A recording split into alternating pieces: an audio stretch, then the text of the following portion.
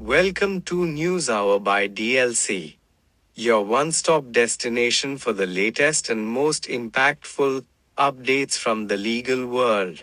From landmark rulings to policy shifts shaping the justice system, DLC brings you in-depth coverage, expert insights, and analysis that matter. Stay informed, stay ahead because in law, every verdict counts. Today is 13th February 2025 and we bring you news that matters. The first news for today is as follows.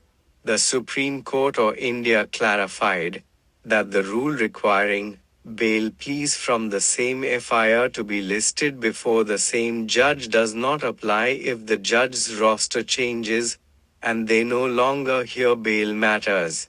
This is to avoid delays and logistical issues due to roster reassignments. The new judge handling subsequent bail applications should consider the views of the previous judge for consistency. This decision was made in the case of Shekhar Prasad Mato with the Registrar General Dhand High Court. Next news. The Supreme Court of India suggested that the Bar Council of India BCI hold a stakeholders meeting to address concerns over the requirement of 1 year of teaching experience for holders of a 1-year LL.M degree to have their qualification recognized. The court noted that unresolved issues would be heard on merit.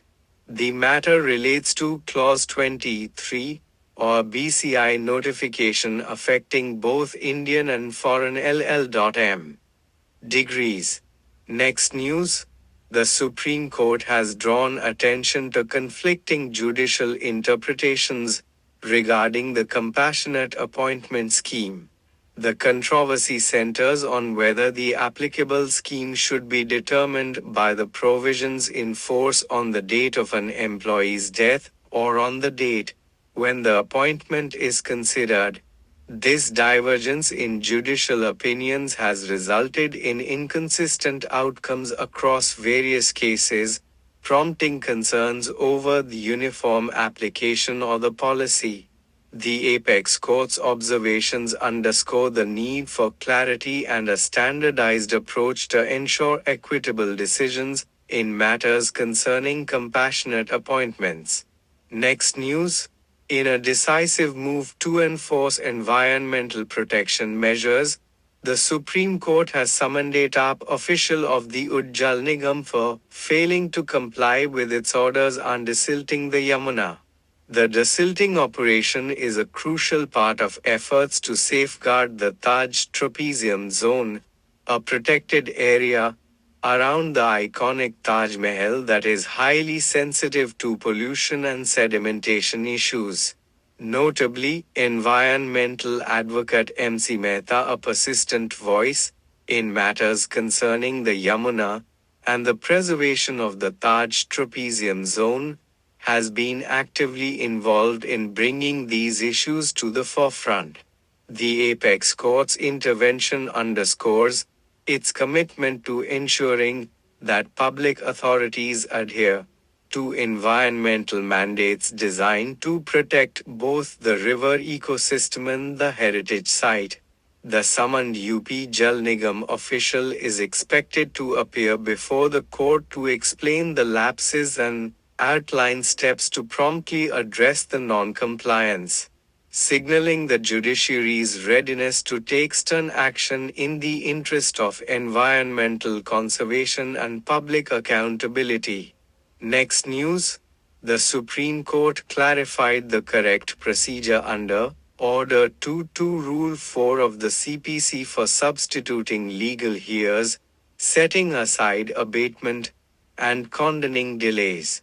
It emphasized the importance of filing the substitution application within 90 days of a party's death and, if missed, to first file an application to set aside the abatement within the next 60 days. If both timeframes are exceeded, a delay condonation application must accompany the setting aside abatement request. The ruling aims to correct common procedural errors by lawyers. Next news.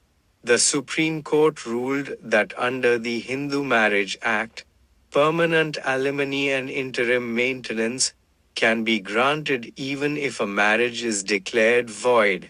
The court clarified that Section 25 allows claims for alimony following any decree, including nullity.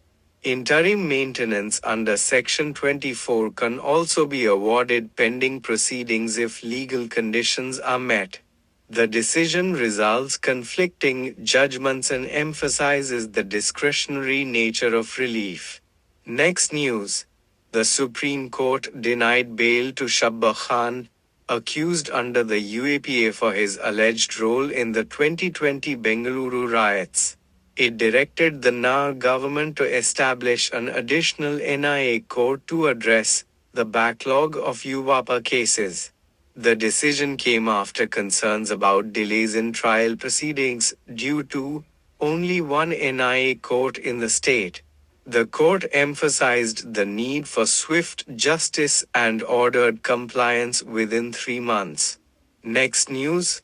The Supreme Court ruled that the execution of a decree granting a perpetual injunction is not subject to any limitation period under Article 136 of the Limitation Act. The court clarified that each breach of the injunction is independently actionable, and successive breaches allow for repeated enforcement. The judgment emphasizes strict action against violations to protect the decree holder's rights. Next news. The Allahabad High Court overturned the acquittal of 2 men in a 1995 murder case, sentencing them to life imprisonment. The court criticized the trial court for expecting the prosecution to counter every defense hypothesis, emphasizing that proof beyond reasonable doubt does not require eliminating all possible inferences. The judgment clarified that minor contradictions or technical flaws should not override substantive evidence. The decision underscores the principle that justice should not be denied due to overly rigid interpretations of doubt. Next news. The Kerala High Court clarified the distinction between criminal and civil writ petitions under Article 226 of the Constitution. It ruled that petitions challenging actions impacting personal liberty, such as detention or criminal prosecution, fall under criminal writs. In contrast, issues related to civil rights or administrative decision are categorized as civil writs. The court emphasized that the classification affects procedural aspects, including court fees and handling. Next news. Delhi High Court dismissed AAP MLA Amanatullah Khan's plea challenging a locutor order for a CBI probe into alleged irregularities in the Delhi Waqf Board. The court upheld the Lokayukta's jurisdiction to recommend investigations, rejecting Khan's claim of political bias. It ruled that public interest and transparency in governance necessitate probing allegations of misconduct. The case highlights the scrutiny of public office bearers' actions. Next news. The Calcutta High Court noted that it is not uncommon for husbands and their relatives to be falsely implicated in criminal cases due to matrimonial disputes. It emphasized the need for courts to consider the pragmatic reality and scrutinize allegations carefully to prevent misuse of legal provisions. The court highlighted that overzealous prosecutions could result in injustice. Next news.